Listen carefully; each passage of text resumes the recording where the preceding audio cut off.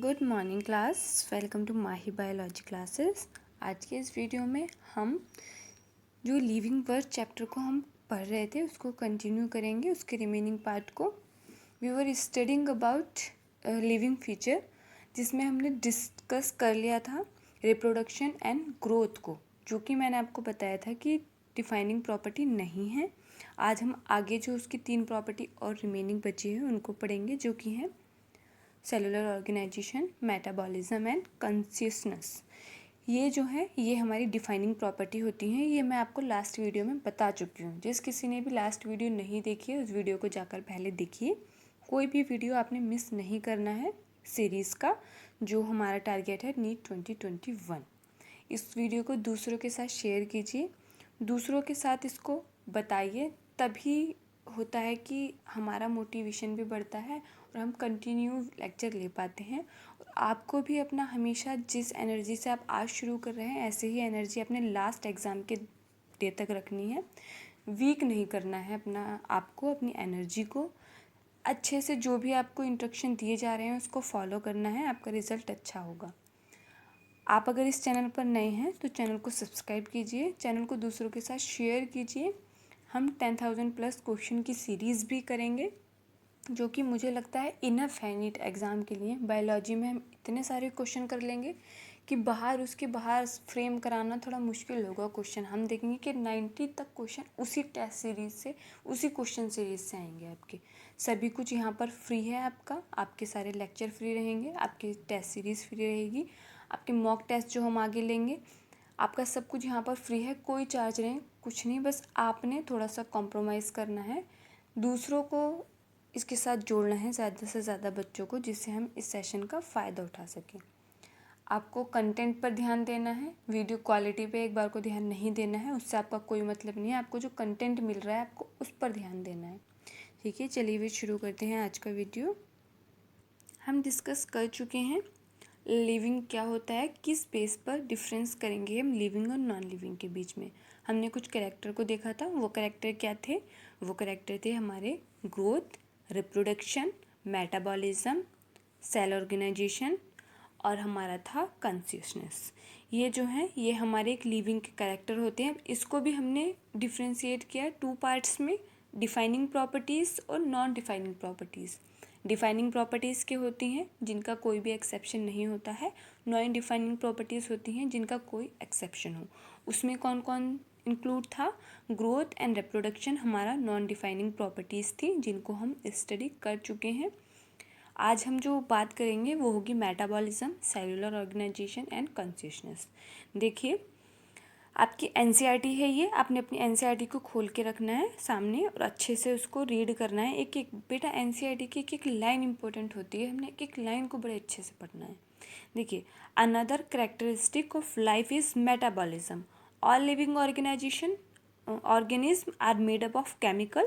These chemical is small and big, belonging to various classes, size, function, etc. are constantly being made and changed into some other biomolecules.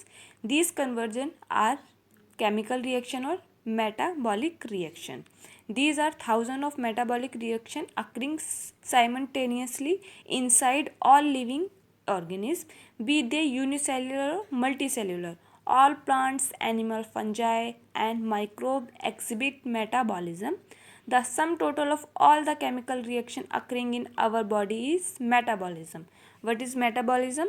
The sum total of all the chemical reaction occurring in our body is metabolism. Metabolism क्या है, अब इसको हम समझने की कोशिश करते हैं। देखिए, हमारे बॉडी के अंदर या किसी भी लिविंग ऑर्गेनिज्म की बॉडी के अंदर हम केमिकल्स से बने होते हैं। बहुत सारी केमिकल्स रिएक्शन एक साथ चल रही होती हैं। अगर मैं अभी बात करूं, इस लेक्चर को लेने के लिए, मुझे आपके सामने बोलने के लिए, पढ़ाने के लिए मुझे एनर्जी की ज़रूरत है। और वह एनर्जी कहाँ आएगी, कैसे आएगी? मेरे शरीर के अंदर बहुत सारी केमिकल रिएक्शन चल रही है, उसमें से एक मेरा एटीपी को भी प्रोड्यूस होने वाली केमिकल रिएक्शन चल रही है। इस समय मेरे शरीर में बहुत सारे हज़ारों केमिकल रिएक्शन चल रही हैं। ऐसे ही आपके शरीर में भी बहुत सारी केमिकल रिएक्शन चल रही हैं। आपको लेक्चर को सुनने के लिए एनर्जी चाहिए। ये सब क्या है? ये है मेटाबॉलिज्म। देखिए, कोई भी लिविंग ऑर्गेनिज्म है, प्रोकैरियोटिक हो, यूकैरियोटिक हो, यूनिसेल्युलर हो, मल्टीसेल्युलर, प्लांट्स, एनिमल्स, सब मतलब जो भी लिविंग ऑर्गेनिज्म है वो शो करते हैं मेटाबॉलिज्म को। मेटाबॉलिज्म क्या हुआ? The sum total of the all chemical reaction occurring in our body is metabolism. Next line देखिए, non living object exhibit metabolism. Metabolic reaction can be demonstrated outside the body in cell-free system and isolated metabolic reaction outside the body of an organism performed in a test tube in neither living or non-living hands, while metabolism is a defining feature of all living organisms without exception. Isolated metabolic reaction in vitro are not living things but surely these living reaction. देखिए, metabolism के बारे में आपको बताया कि metabolism सभी show करते हैं, जबकि दूसरी साइड जो नॉन लिविंग ऑर्गेनिज्म है वो कोई भी मेटाबॉलिज्म शो नहीं करते हैं।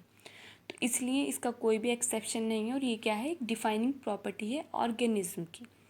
मेटाबॉलिज्म 2 टाइप्स का होता है, कैटाबॉलिज्म और एनाबॉलिज्म। कैटाबॉलिज्म क्या होता है?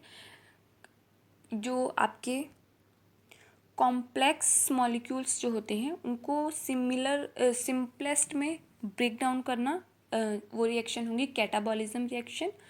बट सिंपलेस्ट से कॉम्प्लेक्स मॉलिक्यूल्स का बनना उसको हम बोलते हैं एनाबॉलिज्म। कैटाबॉलिज्म का अगर हम एग्जांपल लेंगे तो हमारे शरीर में जो डाइजेशन है वो क्या है? कैटाबॉलिज्म का। हम देखते हैं, हम प्रोटीन, कार्बोहाइड्रेट, ये फैट वगैरह जो डाइजेशन में लेते हैं उनका ब्रेक डाउन होता है सिमिलर वंस में, तो उसको क्या बोलते हैं? ये क्या हुआ? हमारा कैटाबॉलिज्म का एग्जांपल हुआ। एनाबॉलिज्म का एग्जांपल अगर हम देखेंगे तो वो होगा फोटोसिंथेसिस। फोटोसिंथेसिस में क्या होता है? ग्लूकोज प्रोड्यूस होता है। उसकी रिएक्शन क्या है ये आपने मुझे कमेंट बॉक्स में बताना है। अब देखिए, एक चीज़ यहाँ पर रिलेट करते हैं, मेटाबॉलिज्म। ग्रोथ क्या है? ग्रोथ जो कैसे होता है तो वो मेटाबॉलिज्म के ही थ्रू होता है। देखिए, अगर ग्रोथ की बात करें हमारे शरीर में, किसी भी लिविंग के शरीर में अगर कैटाबॉलिज्म एनाबॉलिज्म से कम होता है, मतलब एनाबॉलिज्म रिएक्शन ज़्यादा होती हैं, तो उसका रिजल्ट होता है ग्रोथ। बट अब देखिए, एक होता है निगेटिव ग्रोथ। तो निगेटिव ग्रोथ क्या होता है? जब कैटाबॉलिज्म रिएक्शन ज़्यादा होंगी और एनाबॉलिज्म रिएक्शन कम होंगी तब हम बोलेंगे कि निगेटिव ग्रोथ हो रही है। इस चीज़ को भी ध्यान रखना है। समझ में आया? मेटाबॉलिज्म क्या है? एक डिफाइनिंग प्रॉपर्टी है। क्योंकि इसका कोई भी एक्सेप्शन नहीं है। ठीक है, ये हुआ हमारा मेटाबॉलिज्म, जो कि क्या है? एक डिफाइनिंग प्रॉपर्टीज़ है। उसके बाद देखिए नीचे लिखा है, hence cellular organisation of the body is defining feature of all of life forms. अब देखिए, जो सेल्यूलर ऑर्गेनाइजेशन होता है वो भी एक क्या है? हमारा डिफाइनिंग प्रॉपर्टी है, क्योंकि किसी भी जीव को जीव तभी कहा जाएगा, ऑर्गेनिज्म तभी हम बोल सकते हैं जब उसमें कम से कम एक सेल तो होनी चाहिए। एक सेल फ्रीली अपने लाइफ को प्रोसेस करने के लिए जो भी सारा रिक्वायरमेंट होती है वो कर सकती है। तो एक कोशिकीय जीव जो होते हैं वो एक सेल ही होते हैं, तो वो भी क्या है? ऑर्गेनिज्म है। तो किसी भी जीव को जीव कहने के लिए, लिविंग कहने के लिए उसमें कम से कम सेल्यूलर ऑर्गेनाइजेशन होना ज़रूरी है। Cell is the structural and function unit of all living beings. ये हमें पता है, ये क्या है? हमारा सेल थ्योरी है, उसका एक स्टेटमेंट है। अब देखते हैं हम नेक्स्ट प्रॉपर्टी को क्या है। नेक्स्ट प्रॉपर्टी है हमारी कंसिस्टेंस। अब देखिए, ये क्या है? कंसिस्टेंस क्या है? ये है कि कोई भी लिविंग ऑर्गेनिज्म, देखिए living organism in this ability to sense their surrounding and environment and response to these environmental stimuli, which could be physical, chemical and biological. We sense our environment through our sense organs. Plant response to external factor like light, water, temperature, other organisms, pollutant, etc. All organisms from the prokaryote to the most complex eukaryote can sense and response to environmental cause.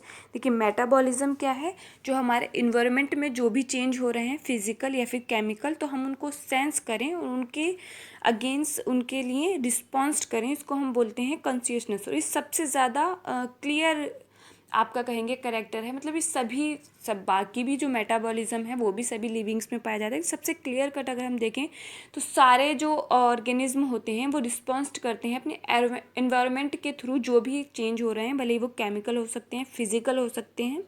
Stimuli के बोलते हैं कोई भी ऐसा change जिसको हम sense कर पाएँ, वो स्टिमुलाई, जैसे कोई केमिकल भी हो सकता है, कोई फिजिकल टच वगैरह, ये चीज़ें भी क्या है, ये सारे स्टिमुलाई में आते हैं और हम उसके लिए रिस्पॉन्स करते हैं। ये एक लिविंग का कैरेक्टर है। प्लांट्स भी होते हैं, वो भी रिस्पॉन्स करते हैं लाइट के, वाटर के, टेम्परेचर के थ्रू, टेम्परेचर के अगेंस्ट। तो ये सब क्या है, ये एक बहुत ही ज़्यादा अच्छी प्रॉपर्टी है, डिफाइनिंग प्रॉपर्टी है, जिसको कहेंगे, जिसका कोई भी एक्सेप्शन नहीं है। Consciousness therefore become the defining property of all living organism. कोई भी नॉन लिविंग ऑर्गेनिज्म जो होता है वो शो नहीं करता है हमारा कॉन्शियसनेस को, इसलिए ये भी एक डिफाइनिंग प्रॉपर्टी है। सो कॉन्शियसनेस क्या है, एक डिफाइनिंग प्रॉपर्टी है सभी ऑर्गेनिज्म की। तो इस वीडियो में हमने क्या देखा, हमने पढ़ा सेल्यूलर ऑर्गेनाइजेशन जो क्या होता है, हमारी डिफाइनिंग प्रॉपर्टी है लिविंग ऑर्गेनिज्म की। दूसरा हमने देखा मेटाबॉलिज्म क्या होता है, कैसे होता है, 2 टाइप्स का होता है। फिर उसके बाद बात की हमने कॉन्शियसनेस की।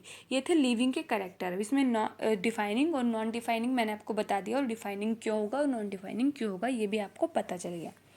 अब हम आगे बात करेंगे कि ऑर्गेनिज्म को कैसे डिवाइड किया गया है, क्या उनके बेसिक्स थे, सब वो आगे पढ़ेंगे। आज की वीडियो में इतना ही, तब तक के लिए पढ़ते रहिए। Thank you.